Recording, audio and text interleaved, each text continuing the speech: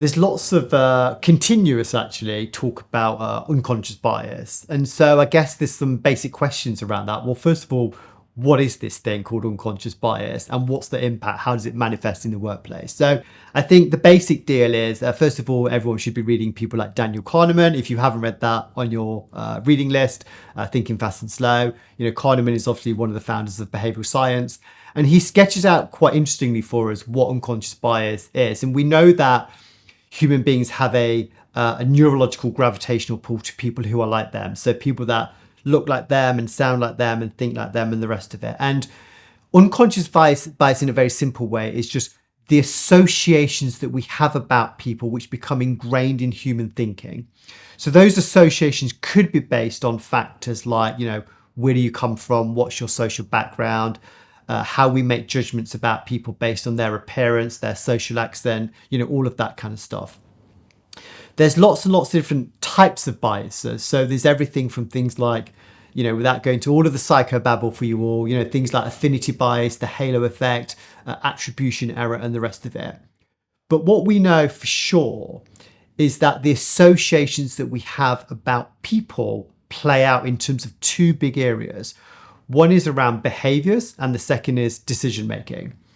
So if we want to mitigate unconscious bias, we need to be laser sharp in terms of the impact points. Where does bias impact our decision making and where does it impact our behaviours?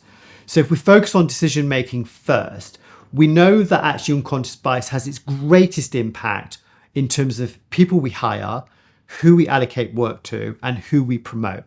And that's really useful because rather than having to figure out, well, what is the impact of this stuff? All of the research has been done for us. So if we want to mitigate bias, we've got to be laser sharp in terms of, well, how does affinity bias, how does the halo effect, how does confirmation bias impact in terms of who we're attracting at work, who we hire, all that work allocation stuff, and then promotion. So they're the big three things that we need to think about.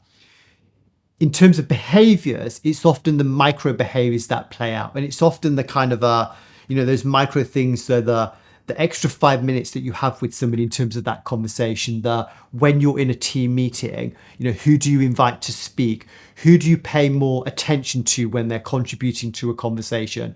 Whose ideas do you support? Who do you talk up even when they're not in the room? So this stuff starts to have quite a big impact when we're allowing our behaviors to influence our decision making. And when we're allowing our behaviors to influence our everyday micro behaviors, that's where we start to see the greatest impact. Now, there's lots and lots of different types of biases, but one thing to call out particularly is there's some specific types of bias definitely based on gender. And the gender bias are things like the think manager, think male, and the things like the double bind. And what that basically means is we all know is that men and women are judged differently depending on our kind of the way that we see culture. So particularly as men and women go up that organizational pipeline, we start to describe men in a certain way. So they have presence, they have gravitas, they have authority. And we know that when women behave in very similar ways, they don't have that stuff. We describe them differently. So they don't have,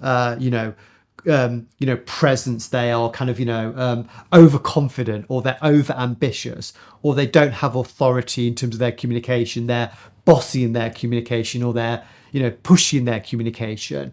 So if we want to mitigate bias, we've got to be aware of the general types of biases. And then we have to drill down in terms of how do these different types of biases impact different groups, and how does that impact in terms of their ability to be leveraged in an organization, but also progress up that organizational pipeline. Many businesses are still thinking about unconscious bias and how we can mitigate bias from a behavioral perspective and promote notions of conscious inclusion, the rest of it. And while we need to keep doing that, actually what we need to start thinking about as well is how can we address unconscious bias from an organizational level. Unconscious bias actually is relatively easy to detect in organizations. And the simple reason for that is because unconscious bias results in organizational trends and patterns. So what we need to do is we need to start playing Sherlock Holmes. We need to start looking for those organizational trends and patterns. So how does unconscious bias flow through in terms of hiring? So one of the things that I would be recommending organizations to do is start looking at your data set. So who do we attract? Who's applying for roles? What does that talent attraction pool look like based on those core factors like race, gender, disability, etc., etc.? How do we see the flow through from the application stage into the shortlisting? So do we have a mirror image of attraction into shortlisting? And then from shortlisting, who's being shortlisted up to interview? So what we would start to see in that process of tracking data is, okay, well, these are the types of people that have applied. We start to see some drop off of certain types of people in terms of, shortlisting, hiring, and ultimately in terms of appointment. So if we're laser sharp, and this goes back to using data, that's where at the organizational level, we can be sharp in terms of, first of all, identifying where the bias flows through and then thinking about the actions we need to take. And you can apply that principle to other areas. And one of the biggest areas is obviously around things like promotions, and promotions come through in terms of end of year performance reviews. So when we look at performance reviews, who's being scored against what metrics, based on race, gender, disability. And we know that we see differentials in terms of how women are assessed, people of color are assessed, and the rest of it. So my basic message would be use the data as much as possible to be laser sharp around those areas which cover the employee life cycle. So while we've been talking a lot about unconscious bias, or organizations have been talking about that for a number of years, actually, we've been doing a lot of work around behaviors and using behavioral science to mitigate that bias. We need to keep focusing on behaviors, but also what organizations can do is take an organizational analysis of where bias has its greatest impact. So my recommendation is often about being really laser sharp in terms of utilizing your data. So what I would say, for example, would be, if we take an example of something like the hiring process, let's think about who's applying for roles, and who's applying for roles based on factors such as race, gender, disability, sexual orientation, etc. So we've got a data set that says these types of people are applying. Now let's follow the run through in terms of, okay, well, from application stage, who's being shortlisted, and are we seeing that run through in terms of shortlisting? Are we seeing the same run through in terms of, who gets through to interview, and ultimately in terms of, offer stage and the rest of it? And unconscious bias is really easy to detect from an organizational level because it simply results in organizational trends and patterns. So we can follow the trend and pattern of who's getting through the stages based on those factors like, race, gender, etc., etc. In order to do that, it's critical that organizations do their data collection and data analysis processes, because without data collection, data analysis, it's going to be difficult for you to find those trends and those patterns. Now, you can take that same principle and apply it to different areas of that employee life cycle. So you can track, for example, who's being promoted based on those protected groups and wider. But the other thing that I would ask organizations to really think about is the assessment in terms of that end of year performance review.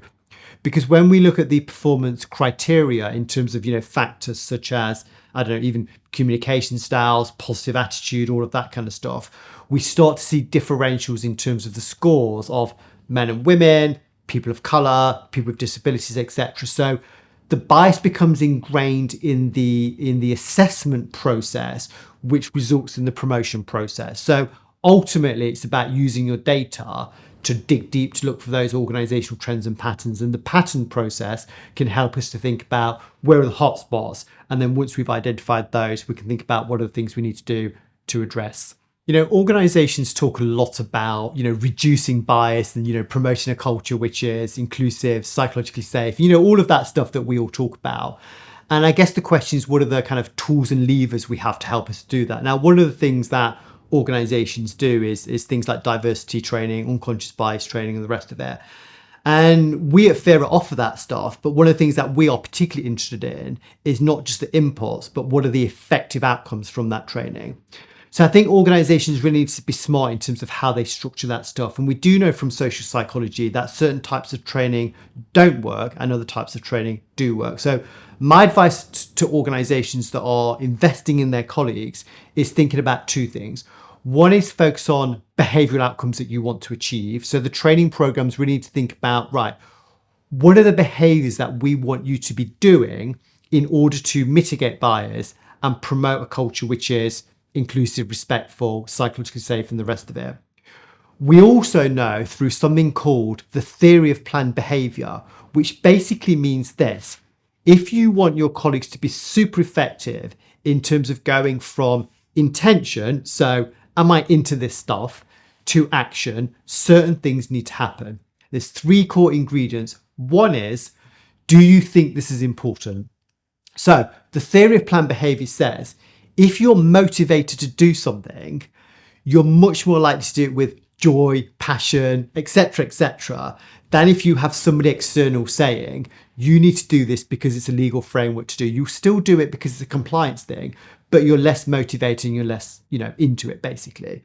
So the first fundamental question is, how do you socialize with colleagues that this is something which is going to be good for them as well as the organization? So that's about creating high levels of motivation, interest.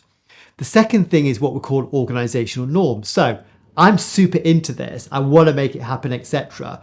What's the vibe around me? So if I'm into diversity inclusion, I want to make it happen, but I've got a whole bunch of colleagues saying, Dan, this is all about political correctness, it's all gone too far, all of that stuff that we often hear.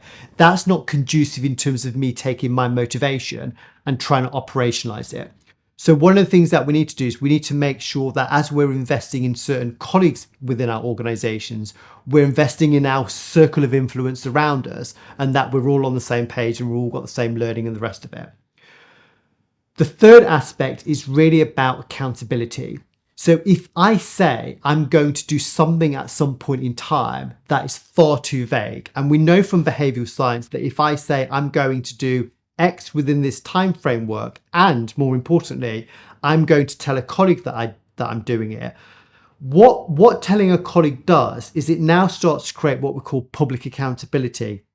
So if I say, hey, I'm gonna, and this is something which I do quite a lot, and I say to all of my colleagues is, I'm often asked to speak at conference panels and things like that. And one of the things which is really important for me is to make sure that I live out my values. And so when I'm asked to speak at conference panels, I always say to the organizer, who's on the panel?